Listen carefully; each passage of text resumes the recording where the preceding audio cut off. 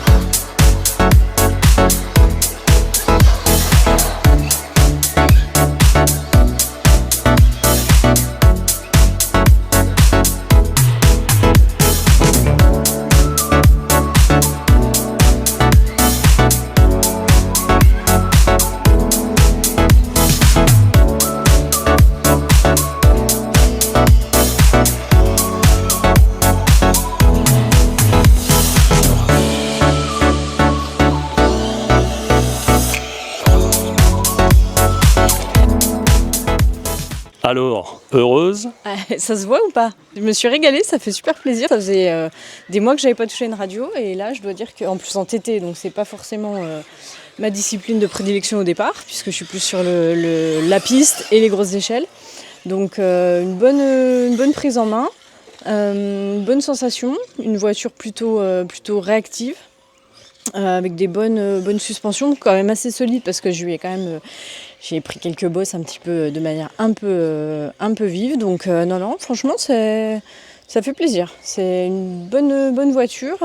J'ai roulé quand même, je sais pas combien de temps j'ai roulé, mais le pack tient super longtemps et même je la trouve jolie en fait. Après voilà, c'est le côté un peu fille qui fait qu'on s'attache peut-être un peu plus à l'esthétique, mais un bon comportement aussi à l'avoir roulé comme ça, donc un bon ressenti, bonne sensation.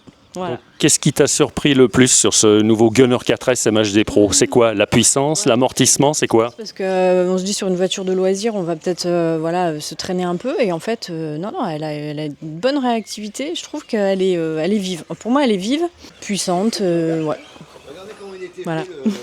Là, au niveau de l'amortissement, ça s'est passé comment sur les sauts, puisque cette piste elle est truffée de sauts? Bah voilà, alors après moi je suis pas non plus une tétéiste chevronnée, donc j'ai essayé moi de pas trop mettre d'à-coups de mon côté, parce qu'après il y a aussi l'influence du pilotage qui peut faire que voilà, on a des fois des réactions sur la voiture, mais si on les a induits dans son pilotage, on peut pas après accuser la voiture. Donc moi j'ai essayé d'enrouler un maximum et de pas avoir de vitesse sur le début, parce que ça fait un petit moment que j'ai pas pris une radio en main, donc le TT c'est pas forcément, comme je le disais, ma discipline au départ. Donc et puis c'est l'électrique, moi je suis plus sur le thermique habituellement.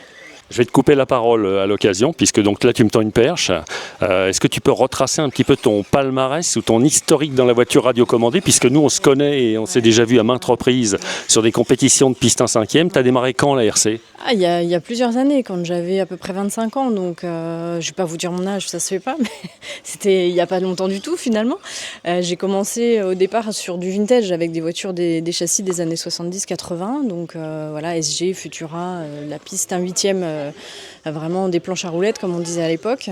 Après moi j'ai vu une Incar en fait, et ça a été vraiment le coup de foudre, hein. Clairement j'ai vu une Incar dans un garage à Dijon, et là a commencé l'aventure Yankee avec les grosses échelles, le VHRC avec Luc Giardini, des très très bonnes époques, des courses tous les mois avec plutôt un challenge du Sud. Mais voilà, je me suis régalée sur le Suzuki Vitara, sur la Porsche 930, après la fameuse Porsche Rose. Donc voilà, et un petit peu de TT après en salle aussi l'hiver, et de la piste aussi sur moquette, pour pas perdre la main en hiver parce que on roule moins facilement à l'extérieur, surtout en Bourgogne ou en Franche-Comté. Donc voilà, et donc voilà un peu le palmarès. Là, ça fait quelques années que j'ai pas roulé. J'ai fait un petit peu de scale la semaine dernière. C'est encore autre chose. Donc voilà, le modélisme n'est jamais très très loin. Donc si je résume, tu es pluridisciplinaire en fait, donc tu as roulé en piste 1/8e, en car, en piste, en 5e en piste, en tout terrain. C'est vrai que j'ai fait un peu le CF 1/5e, bon après à mon niveau en Formule France avec une FG. J'avais roulé un petit peu sur DCM, j'avais eu aussi une FG au tout départ, et là ma dernière 1/5e que j'ai toujours à la maison, c'est ma FG. Donc, Pour revenir au Gunner 4S de chez MHD Pro, est-ce que tu recommanderais cette voiture notamment à des débutants ou des pilotes qui ne sont pas forcément désireux de faire de la compétition ? Est-ce que tu recommanderais l'auto après ton essai ?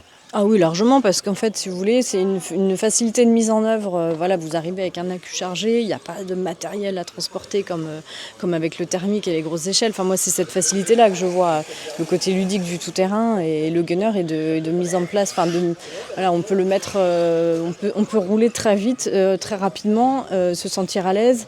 Voilà, après, il y a les quelques tours de prise en main, mais non, c'est une voiture facile. C'est vraiment une voiture facile à prendre en main. Et au bout de quelques tours, après il faut être propre, hein, évidemment, il ne faut pas partir comme un bourrin et essayer de tout casser dès le départ, mais enfin ça, je pense que c'est un peu le propre de beaucoup de voitures. Dans le modélisme en général et dans d'autres domaines aussi. Mais non, c'est une prise en main facile, et puis très rapidement vous avez l'impression de maîtriser, donc c'est pas désagréable. Du coup, tu n'as pas été désorienté par le fait de prendre en main tout terrain, alors que d'habitude tu conduis plutôt des voitures de piste ?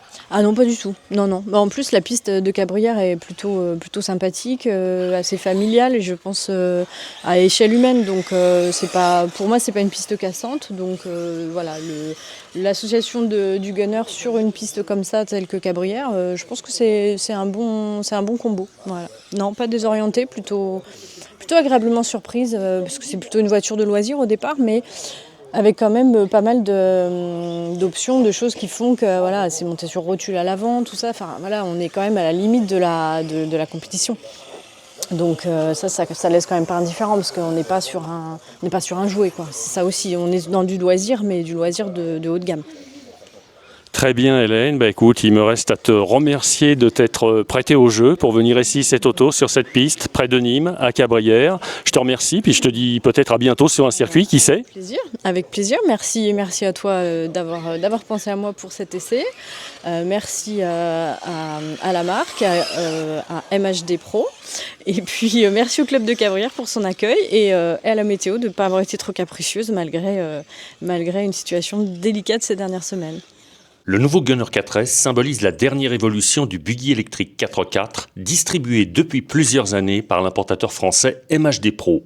Une version qui se distingue d'entrée de jeu par la cabine avancée de sa carrosserie et par sa décoration rajeunie. Cette voiture électrique, qui se revendique de l'échelle 1/8e, est livrée avec une mécanique prémontée, dont les trains roulants sont fortement typés compétition. La propulsion de ce buggy est assurée par un moteur brushless de 2000 kV fixé en position longitudinale. Celui-ci est fixé sur un bâti réglable en aluminium anodisé qui permet de régler l'entredent au millimètre près. Ce moteur badgé MHD Pro est couplé à un contrôleur brushless de 100 A signé Hobbywing. Celui-ci est compatible avec un Acculipo 4S, à l'instar du modèle coquet de 6750 mAh de capacité, livré avec l'auto dans le cadre du combo dont elle fait l'objet. Cet accu, pourvu d'un connecteur XT90, viendra s'immobiliser sur le châssis dans un compartiment prévu à cet effet, équipé de 2 bandes de velcro.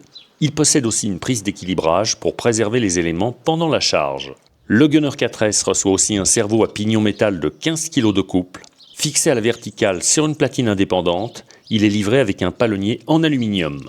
La voiture reçoit aussi un châssis de 3 mm d'épaisseur en aluminium T6. Celui-ci est nervuré pour gagner en rigidité. La transmission centrale de l'auto fonctionne avec un 3e différentiel muni d'une couronne en acier. Elle adopte des cardans homocinétiques à l'avant. Les liaisons au sol ne sont pas en reste. Le train avant, très directif, est équipé comme un guerrier. L'essieu s'articule autour de doubles bras triangulés à voie large qui offrent une belle palette de réglages. Des biellettes à pain inversées sont d'actualité. Le sauve-cerveau réglable en dureté délivre 3 points d'ancrage pour régler la vivacité de l'auto en entrée de courbe. Les porte-fusées sur rotule autorisent plusieurs réglages ultra rapides, dont celui du carrossage et celui de la largeur de voie. Le Gunner 4S adopte de magnifiques amortisseurs Big Bore à gros volume à corps fileté en aluminium anodisé. Ces derniers sont protégés par des coques en plastique injectées au niveau des bouchons et leurs tiges sont protégées par des petits soufflets en caoutchouc.